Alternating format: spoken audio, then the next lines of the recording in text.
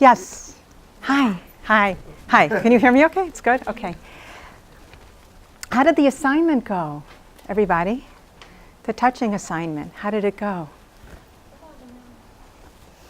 Anybody go out into the field and get to check it out? Okay. It's okay. We can talk about the other parts of touching because there's lots and lots of elements of touching. I have a question. When it comes to touching, do you think it's from how you are hardwired, how you're physiologically made, or do you think that it's more of how you're nurtured? What do you think? Starts out as hardwired. Hardwired? Yeah. You say hardwired? I agree. Starts out hardwired and then nurturing. Okay. Well, the only trick question, you are both right. Like, I'll give you an example. If you have a baby and a baby's playing with themselves, they're touching their hands, of course, that's naturally part of nature. And then you have the nurturing where you would learn something, and we'll do an activity, something as simple as a handshake, or whether to touch somebody or whether to not touch somebody. And there's two psychologists that did a tremendous amount of research on whether touching or all nonverbal communication is part of nature or it's part of nurture. And Sigmund Freud said that it is all nurture and that touching and is part of nonverbal communication is the granddaddy of all power and control. Paul Ekman, another psychologist, on the other hand, said not so fast, and he said that touching, along with other nonverbal behavior, is physiological. It's how you're made. And what he did is he went to 37 different countries and did research with touching and voice, actuation, all different types of nonverbal cues, and found that no matter where you were from, whether you're from India or America, Australia or Africa, that everybody has the same cues. They start out with the same cues. Now, fast forward, when you get a little bit older, depending on the culture that you're in, it becomes more based on your nurturing. So what I thought we would do today, since we weren't able to get the exercise done, and I'm hoping all of you will do the exercise and turn it in next week, okay? It's part of your grade, 70 points actually. What we'll do is we'll talk about a couple of different facets of touch and whether they're nature, whether they're nurture, and what we do, because it's not only about touching other people, it's about touching ourselves as well, and how we are perceived when we touch ourselves. Like, for example, if somebody touches the face, somebody that's watching you touch the face might automatically say maybe they're a little bit nervous. So what we're going to do is we're going to do two activities. The first one we're going to do is we're going to do how we touch ourselves. And what I want to do is I want to ask for a couple of volunteers. So can I have, okay, come on up. Okay, now I want both of you to stand right here. Okay. And face your classmates. Now what I would like you to do, I would like both of you, can everybody see okay? I would like both of you to touch your nose. How do you feel when you're touching your nose? Excuse me. How do you feel when you're touching your nose? I don't feel any different. Okay. Typically, when you see them touching their nose, what is the first emotional response that you feel that they are projecting? No one said Simon Says. Pardon? No one said Simon Says. Exactly. Sobriety, yeah, I agree. Share Beller signs, how's that? So typically, when somebody touches their nose, it indicates that they're nervous or there's a little bit of deception going on. And the reason they touch their nose is because your blood pressure, when you're nervous or being a little deceptive, your blood pressure automatically goes up, and your automatic physiological response is to touch your nose in this case, okay? The next one, you put your hand on your chin. Like, put your hand on your chin like this. How do you feel? Smart. Mm-hmm. Good. How do you feel? No different. Okay, what do you think? What do you think they're saying when they put their hand to their chin? Especially for teachers, this is really good for teachers to know.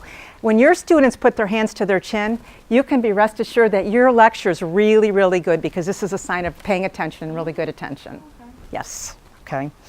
All right, and these are unconscious efforts. So if you're in a class and you want the teacher to think that you're really paying attention, that's a really good stance to take. Okay, the next one is hand on your ear. How do you feel? No different.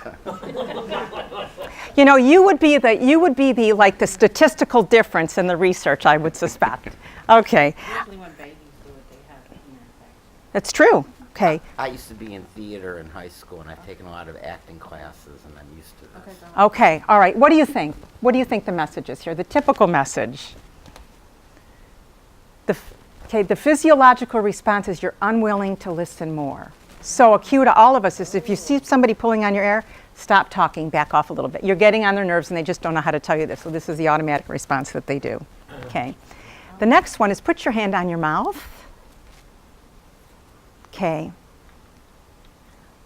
Talk while you have your hand on your mouth. That's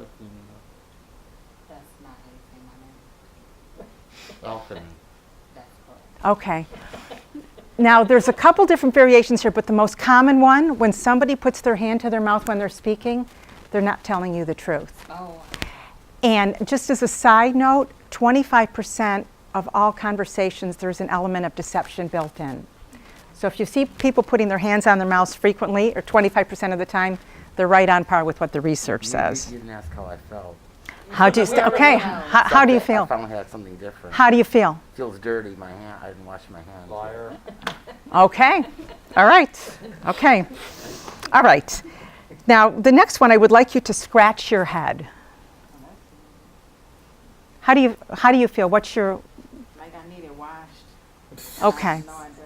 Okay, so let's do this. Feels massaging. So you know what? It's the sun might be shining outside.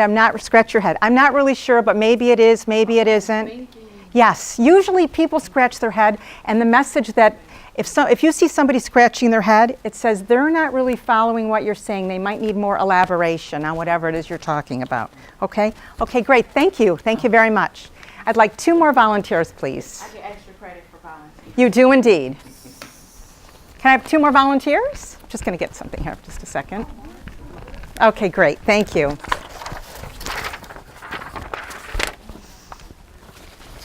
Okay. And I would like a Morris. Yeah, you rock. Okay, great. Okay. All right.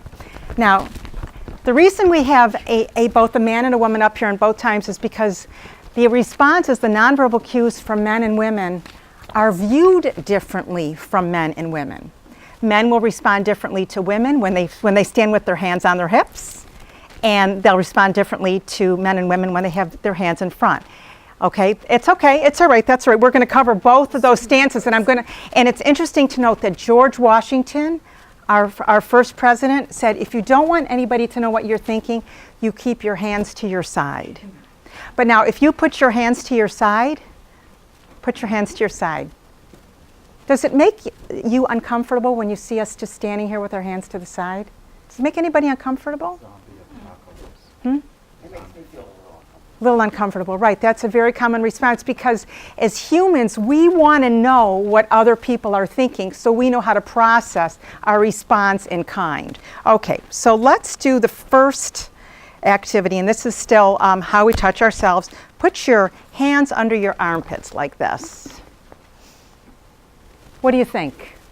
Well, What kind of message? well, no. Could be. Could be. That's one of them. That you're upset? They're in charge. That too. Yes. Could be upset, but in charge is the number one. I'm metaphorically Yeah. standing behind a desk, looking out at you. So it's an in charge thing. Yes. True. True. Okay. So if your shoulders are up, I would say more cold or defensive. Cold and defensive. Yes, it's that could be covered as well. But the main is I'm in charge. Okay, now, Morris, you had started out your first pose was with your hands in the front. Okay, so why don't you put your hands in the front too? Okay, what do you think? What do they tell? What's their message they're giving off here? Relax. It's interesting that you say relaxed. Feel physically relaxed because it's not a natural pose. 'Cause It's not a natural pose? No, it's stretching my shoulders. Okay, okay. This, Uncomfortable. that's right, vulnerable. This is a very common pose when you're in front of somebody of authority, or even when you're in front of a mourner. In a lot, if you're in a mourner, just something else that you can do with your hands, because your hands are touching one another, is to just relax your hands, and the mourner will know that you're open to them. Because when you're with the mourner, they know that you're on guard, because obviously they're in mourning, and it's an awkward situation. Okay, the next one, Emily, you started out with hands on hips. So let's see that again. Okay, Morris, let's see you with the hands on the hips. And I'm interested to know if you feel your response is different from a female or from a male. This position, how do you feel first of all in this position? Right now, I'm normally like this, like I'm in somebody's face, so I feel very forward. How do you feel? Kind of relaxed. This is. I think it probably has more to do with foot placement as well. Like if I was standing straight on and Good. everything like that, it'd probably be more Most of us aggressive. like this, or But this is more like kind of lazy. I'm not doing that. I like that the word that you said, aggressive. What do you think? Yes, so when, from looking here, having her, maybe she's upset, but then for threatening for you, different. So be threatening for him and maybe upset. Okay, there you go, depending on male or female. This position is a very interesting position. When somebody's sitting like this, it means they want to be noticed. They're important because they're taking up more space.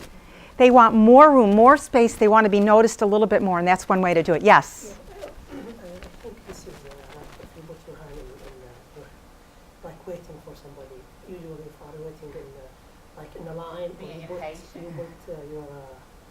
your hands in your waist. Yeah. That's an interesting take. I hadn't heard that before, but that makes sense. Maybe just to keep us upright and to keep us comfortable. Yeah, or to say, could you get to me, please? I'm really important. That's why I'm taking up a little bit more space. Okay. All right, the next one, let's try hands in your pocket or behind your back. Okay, so now what you can see here is you can see that the neck is a little bit more open, the chest is a little bit more open, the gut is a little bit more open here, the hips are a little bit more open here. No, I mean that in a good way. This says that I'm confident with who I am comfortable with exposing myself. Now, this particular pose is an interesting pose. Use this in small doses, because if you use it too frequently, anybody want to take a guess what it comes across as? Lazy, to me. Interesting. Okay. Okay. Anybody else? If somebody's got their hands in their pocket and behind their back, sometimes it's a sign of anger. A lot of times when people are angry, or maybe even when you're standing in line, like, can we please, why do I have to wait at the TSA for so long? Could you get a move on? You put your luggage down. Behind your back, Yeah. so you put the handcuffs on. like Yeah, that. right. Could be impatient. These are like the top ones with most of the research says, and then there's like subcategories underneath, for each one as well. Okay, the next one, palms exposed. Anatomical. What do you think? Difference between a male and a female message here? I'm ready to be gutted. Well, Morris's hands are wide open while So he's still taking up more space by opening them wider. Okay, now try them in the front. How do you feel with them in the front? Supplicant. Okay, exactly. Supination of your hand. Yes, trust me. I'm good. Have faith in me. Exactly. Well, that's what. What did you think? What was your thought that when they have their hands out in front? What was the message that they were conveying? Bigger. It's not a natural position. No, it's not a natural position, but it's one that we use to convey together, apart. Watch this. When I'm Yeah. reading you, I'm slightly submissive to you, because when I off my hand to you, I never do this. I always do this We're going to, for what? when I shake your hand. Okay, we're going to talk about handshakes. That's almost a great segue, momentarily. You're welcome. Okay, the next one, palms down or forward? Palms down or forward? Let's hear palms down or forward? Or forward? What do you think? Stop. Back up. Right. The last two are not anything that you do unconsciously, though. This way? This way, or even like This like way? that way, or like that way. That's not an unconscious. Uh, Yeah, yeah. it's a conscious action. Yes, it is a conscious action, but like if somebody was coming after you very quickly, you would go stop. Or if somebody, or if, for example, as a teacher in the class, if somebody is talking incessantly, you might put your hand up. Okay, enough. Stop. Stop. And this is a very negative action. Okay? All right. All right, now, thank you very much. A round of applause for all our volunteers. Thank you. Okay, so what I'd like to do now is I'd like everybody to pick a partner, and I'm going to give all of you a handout, and what we're going to do is we're going to go over handshakes. Now, handshakes, if you're on a job interview or you're meeting somebody for a first time, a handshake is often a rite of passage. Now, the irony, 15 minutes? Okay. Now, the irony of this here is that many of us don't touch each other, especially in the 21st century. You know, because touch can be viewed as touch. Oh, I think I gave you one. I gave you one. Oh yeah. Okay. Thank you. Touch can be viewed as persuasive. Touch can be viewed as influential. And wait, hang on. And what I just want to tell you is I just want to let you. Actually, I have a trivial question. Does anybody know where the handshake originated? Has to do with, We're going to put this on Jeopardy. Just kidding. Rome, probably, I don't know. has to do with, I don't have a weapon in my hand. Exactly. Very good. Extra credit for you. Very good. Yes. After a piece. They used to put their hands, shoulders would put their hands up their sleeves to see if they had weapons, and that's where the handshake originated. Salute is as you're going by, it's the same thing. It's like, I have no sword. Exactly. You don't do it with this one, this is where you hold your shield. That's exactly right. Very good. Very good. Okay, now before we do the perfect handshake, what I want to do is I would like everybody to stand up, and we're going to practice the handshakes you never want to do.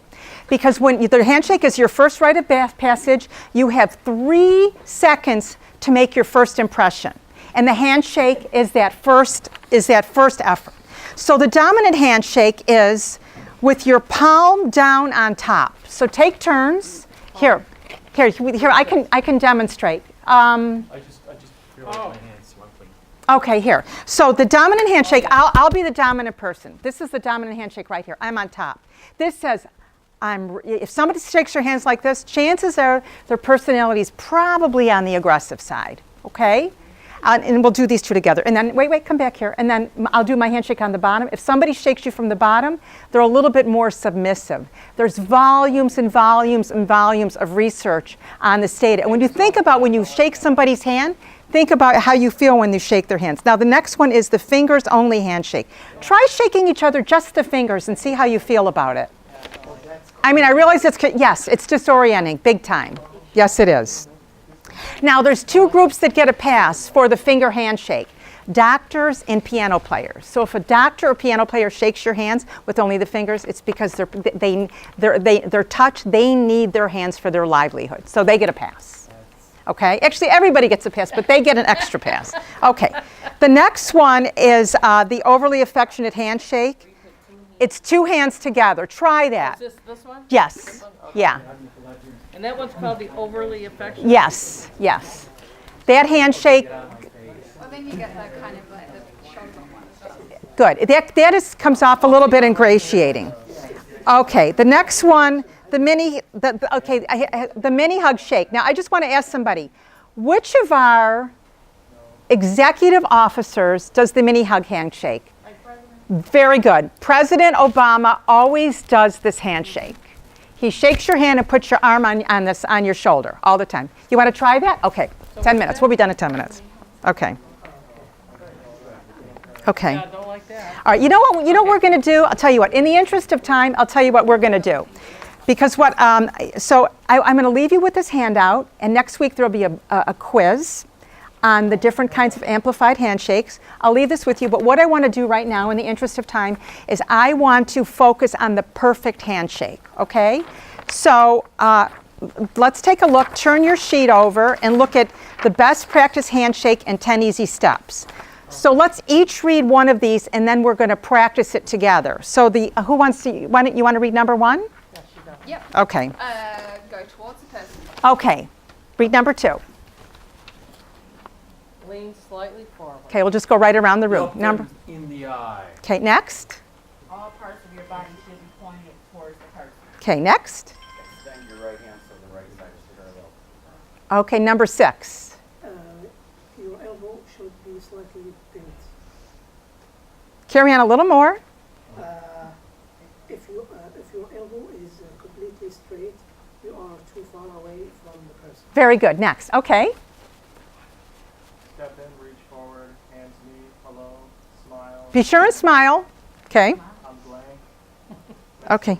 Okay. All right. Yeah, Emily, do you want to start over here? The hand pumps up and down 2 or 3 times. Okay. Your grip should feel easy and comfortable. Okay, Morris, you want to wrap Finish. it? Open your hand wide and release the entire hand at the same time. Okay, the whole handshake should not last more than 2 or 3 seconds. So just give a practice a couple of times, giving like the perfect handshake, following these directions. Go towards the I'll help you through this. Go towards the person. Lean slightly forward. Yeah, so we got it. Look them in the eye. All parts of your body should be pointed. You pointed twice. Okay. Extend your right hand so the right side is parallel to the ground. How's everybody doing? Okay, your elbow should be slightly bent. Let's see your handshake. Okay. Good, good. Okay, you guys are going to make lasting first impressions, I can tell. Okay, next one. Step in, reach forward, smile. Hello. Very good, very good. Okay, how you doing? Let's see your handshake. A little stronger. Okay, good, very good. Okay, great. Thank you. Okay, thank you. Round of applause for everybody. Very, very good. Thank you. So, thank you, everybody. Feel free to have a seat. I just want to. So you can see that the handshake, depending on the culture that you live in too, comes in different variations. I will share with you that if you meet somebody from the Middle East, and it's a man and a woman, I would do not shake their hand. Okay, it's a cultural thing. Yes. Now, even or if you're even hesitant, say, "Can I shake your hand?" You can ask. Never do a left-handed handshake. It's very, very disorienting. And just remember that the handshake is really. I just want to reiterate that it's your rite of passage, and it's with new people in our lives, because the people that we already know. If you think about it, do you shake your brother's hand? Do you shake your best friend's hand? Do you shake the male teachers in the school, when you see them on a regular basis? Okay, so, you do? It's very unusual. Okay, handshakes is one of the few acceptable practices for touching, because touching is therapeutic, it's intimidating, it's something that we need to use very carefully. So whether we touch ourselves, touch our faces, people are cueing in on us all the time. And Mr. Goffman, back in 1959, he wrote a book called Self-Presentation. The self-presentation in every. Are you familiar with which book? Erwin Goffman? Self-presentation. Just in closing, I just want to share with you, though, that we're always presenting ourselves all the time. Today it's called impression management. And it's these nuances, the handshake and where you put your hands, that can often make the difference between romance, professional, and personal relationships. So this is just a small glimpse into the value of touch, especially the value of hands. And next week we'll talk a little bit more about touch with touching things. And that's our class for today. Any questions? Great, thank you. Okay. All right. Thank you. Okay.